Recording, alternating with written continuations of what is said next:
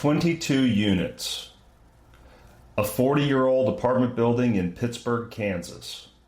Not a sexy deal, not a coastal market, not the kind of thing that ends up in a highlight reel.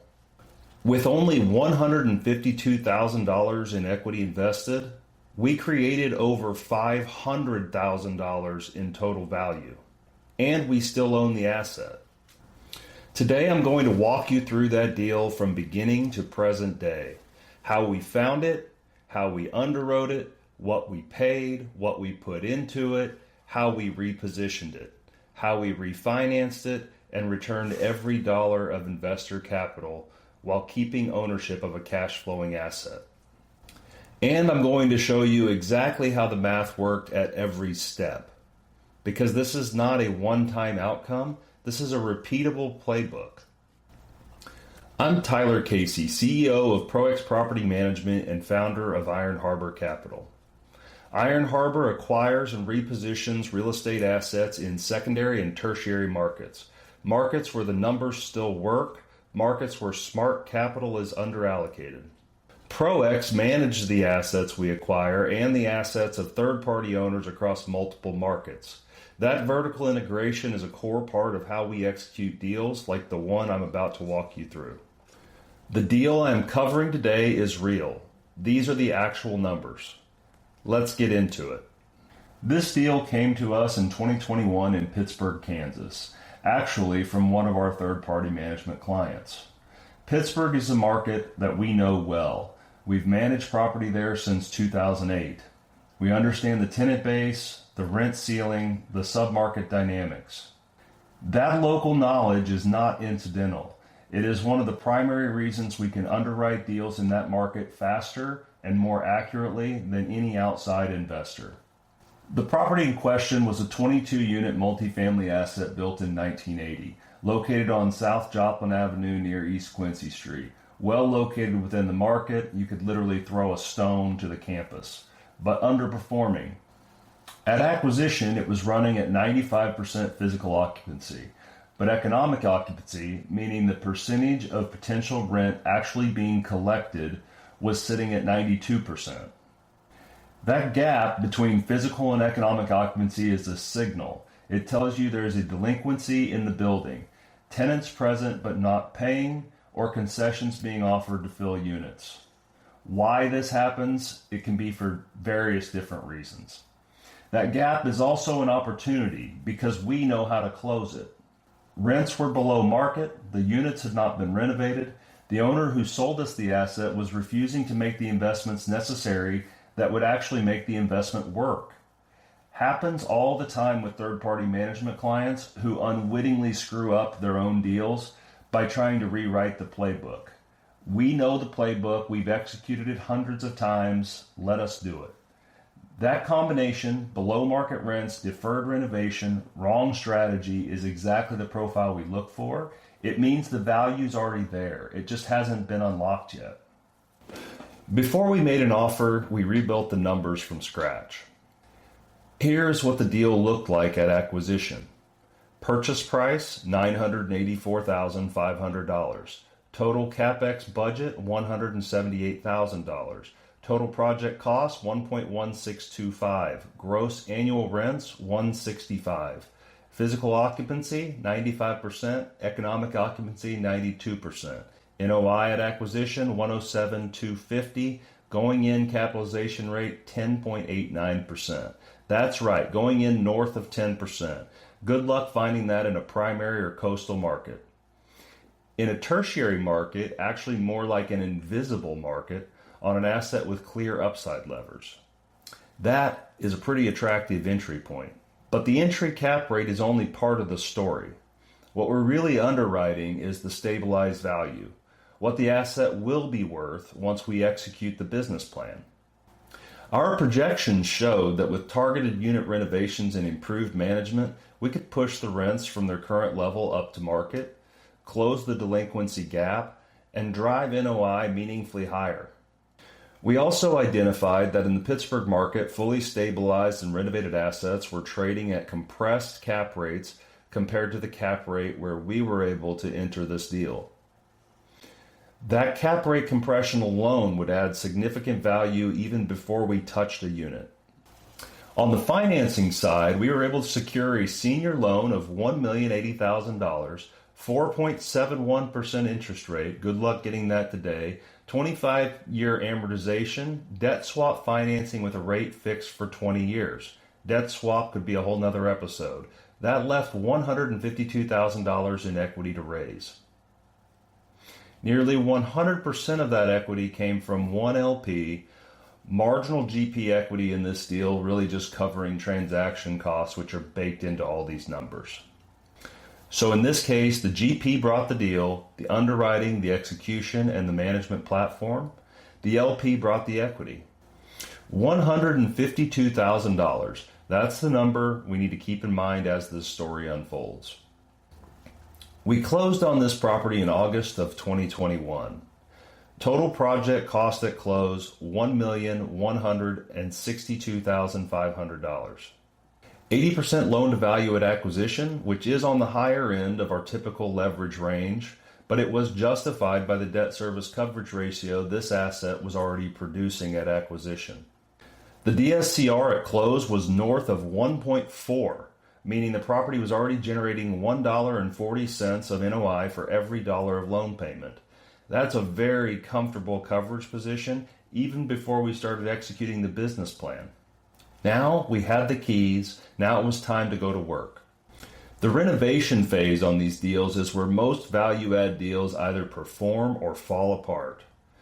Execution risk during rehab is real. Cost overruns, timelines extend, cash flow gets interrupted while units are offline, contractors skip.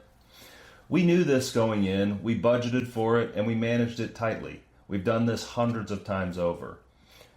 The total CapEx budget on this deal was $178,000, targeted primarily at interior unit renovations.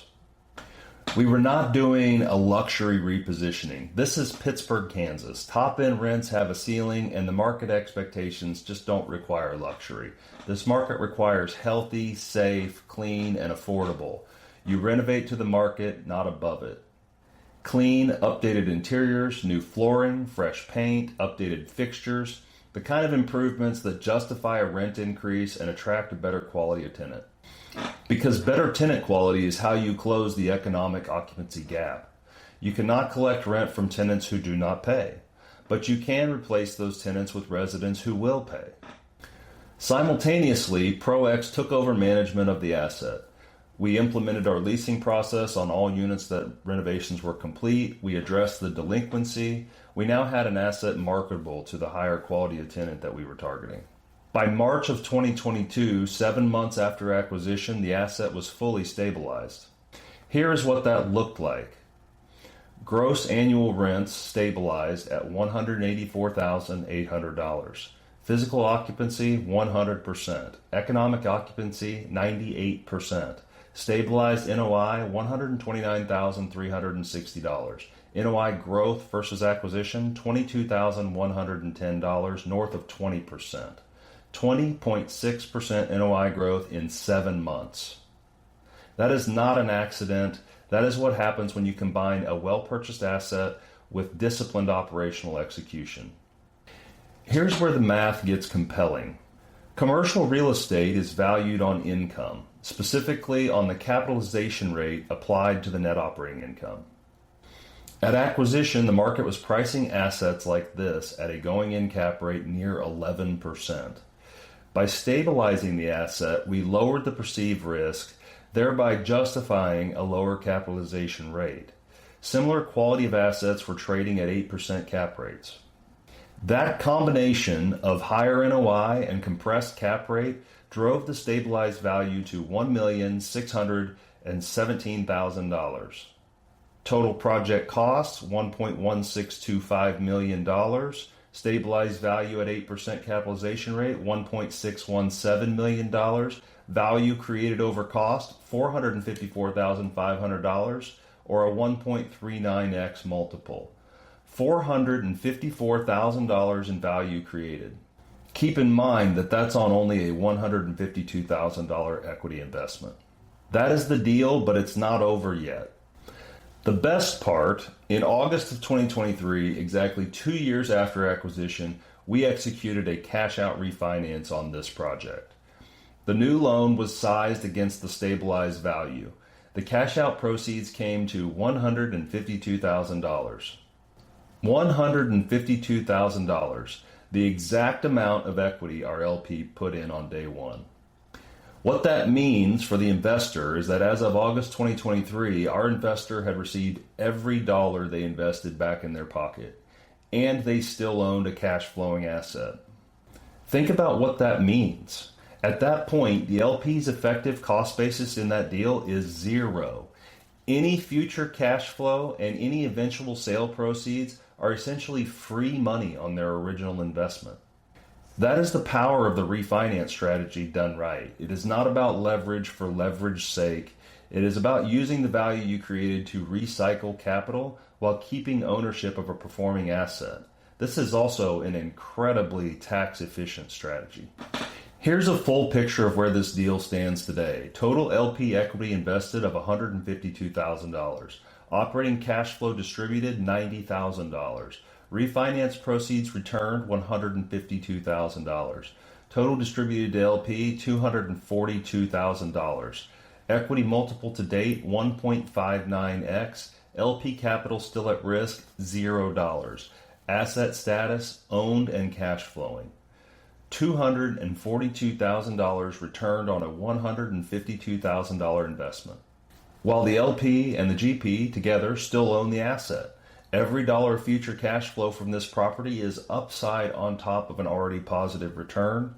And when we eventually sell, 80% of every dollar of the sale proceeds goes back to the investor. That's the total value creation story on this deal. Over $500,000 in economic value generated from a tertiary market apartment building that nobody else wanted to look at.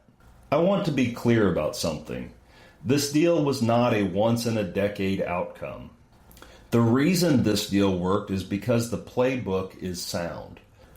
Buy in markets you know intimately. Enter at a going-in cap rate that provides immediate debt coverage. Identify operational and physical value-add levers before you close. Execute the renovation to the market, not above it. Improve tenant quality through better management and screening. Stabilize fast. Refinance when the NOI growth and market support the value. Return investor capital. Hold for the long term, cash flow and appreciation. That is the Pro X and IronHarbor playbook. It worked on this deal as it has on many others. It's the same framework we bring to every deal we acquire. Secondary and tertiary markets are full of assets like this one, underperforming, undermanaged, overlooked by institutional capital, and available at prices that actually make the math work. If you're a passive investor and this is the kind of execution you want to be a part of, IronHarbor is currently raising capital for our new fund. We look for investors who are serious about building real estate wealth passively, who want to deploy capital alongside an operator that owns and manages the assets they invest in, only using the third-party manager we fully control, only using the third-party contractor we fully control. No outsourced execution, vertically integrated, from acquisition through management, through eventual exit. If you're interested, visit IronHarborCapital.com to learn more about how we work and what we are currently acquiring. And if you are a real estate investor who wants professional management on your existing portfolio, visit www.proxproperty.com. If this episode gave you a clearer picture of what disciplined real estate investing actually looks like, share it with one investor in your network who needs to see it. I'll see you next week.